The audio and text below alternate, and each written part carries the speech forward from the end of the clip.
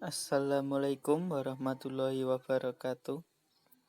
Kami dari kelompok 5 yang beranggotakan 1. Lukman Nul Hakim MPM 1910104081.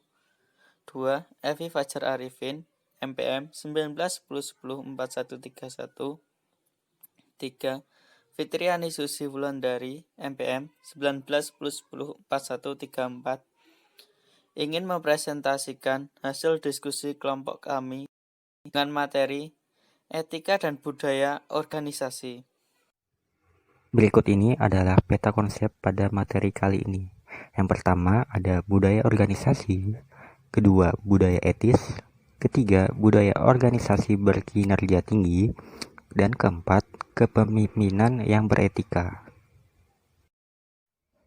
Budaya organisasi. Budaya organisasi adalah sekumpulan asumsi, keyakinan, dan nilai yang dikembangkan dalam tubuh organisasi tertentu untuk mengatasi berbagai perubahan yang terjadi dalam lingkungan internal maupun eksternal organisasi.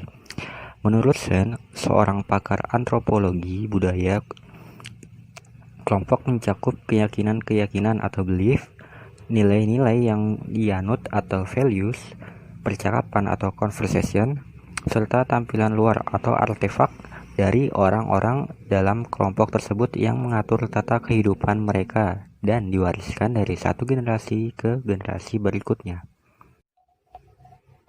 Budaya terbagi menjadi dua lapisan, yaitu nilai-nilai atau value dan norma-norma atau norms, yaitu nilai-nilai yang dianut dan diyakini kebenarannya oleh kelompok akan dipertahankan untuk jangka waktu yang panjang. Bahkan hingga pergantian generasi kepemimpinan pun nilai-nilai tersebut relatif tidak banyak berubah dibanding generasi terdahulu. Karena nilai-nilai telah mengakar jauh ke dalam budaya organisasi. Sering para anggota organisasi pun tidak menyadari bahwa mereka hidup di dalam organisasi itu dengan nilai-nilai yang telah diwariskan sejak dahulu.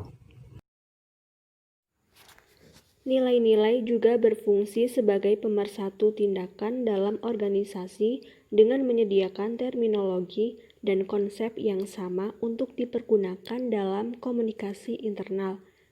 Nilai-nilai menciptakan konsensus bersama tentang hal-hal yang boleh dan tidak boleh dilakukan anggota, termasuk batasan-batasan hak dan kewajiban para anggota organisasi.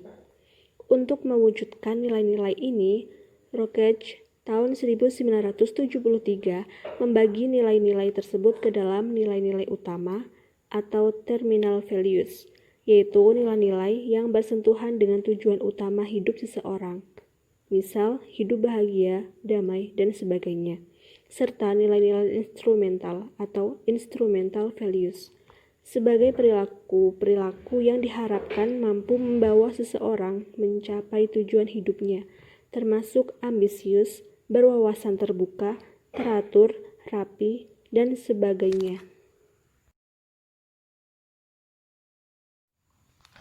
Kemudian budaya etis atau ethical climates adalah pemahaman yang tidak terucap dari semua karyawan atau pelaku bisnis tentang perilaku yang dapat dan tidak dapat diterima. Yang menentukan derajat keetisan atau budaya etis dari suatu keputusan atau tindakan bisnis adalah orang yang mengendalikan bisnis, bukan bisnis itu sendiri. Dalam budaya etis, keputusan untuk menjalankan bisnis menurut Geraf tahun 1998 sangat dipengaruhi oleh pandangan praktis realistis atau pandangan idealis dari pengusaha. Pengusaha yang berpandangan praktis realistis melihat tujuan utama bisnis hanyalah untuk mencari laba, sehingga seluruh aktivitas memproduksi dan mendistribusikan barang atau jasa merupakan sarana atau alat untuk merealisasikan laba tersebut. Asumsi yang digunakan adalah bahwa dalam menghasilkan dan menjual barang dan jasa telah terjadi persaingan yang sangat ketat, sehingga satu-satunya cara untuk bertahan dalam bisnis adalah dengan menjadi pemenang atau champion dalam situasi persaingan yang sangat ketat tersebut.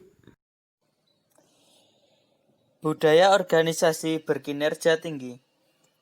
Suatu entitas atau organisasi diharapkan mampu menjadikan dirinya sebagai organisasi berkinerja tinggi yang memiliki beberapa karakteristik berikut. 1. Memiliki budaya korporasi yang kuat. 2. Budaya korporasi adaptif dengan lingkungan tempat mereka beroperasi. 3. Budaya korporasi membantu perusahaan memandang jauh ke depan karena adanya perubahan lingkungan dan bergerak maju seiring dengan perubahan tersebut. Kepemimpinan yang beretika. Untuk memahami kepemimpinan yang beretika, berikut ini falsafah kepemimpinan menurut Konosuke Matsushita. 1. Pemimpin merupakan teladan bagi bawahannya. 2. Ciptakan komunikasi dua arah. 3.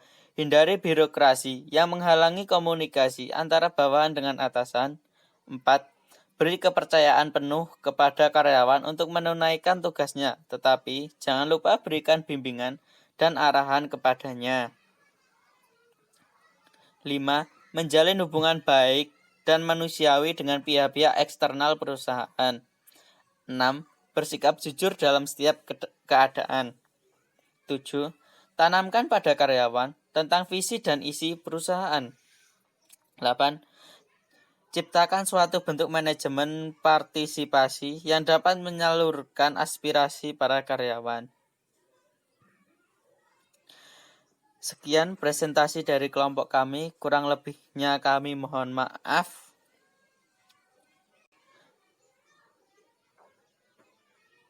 Wassalamualaikum warahmatullahi wabarakatuh.